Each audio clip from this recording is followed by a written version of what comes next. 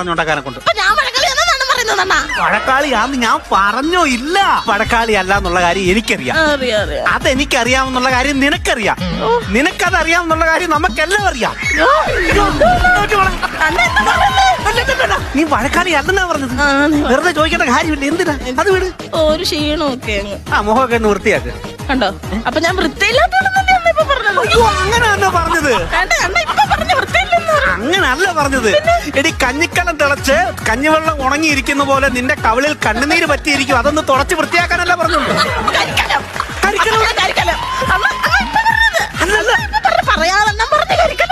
കരിക്കണമല്ല.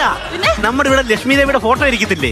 അതിനകത്ത് താഴെ ഒരു പൊൻകുടം ഇരിക്കുന്നില്ലേ? ആ പൊൻകുടം വാങ്ങി. അപ്പൊ ഞാൻ കഴുത്ത് നീണ്ടത്. അല്ല മോളെ, നീ അതുപോലെ തിളക്കും. എനിക്ക് വയ്യ. അവിടെ കേൾക്കണം, ഇവിടെ കേൾക്കണം. ഞാൻ കേൾക്കണം. എനിക്ക് സഹിക്കാനുള്ള ശക്തിയില്ല എനിക്ക്. എടി അതൊക്കെ വിടുന്നു.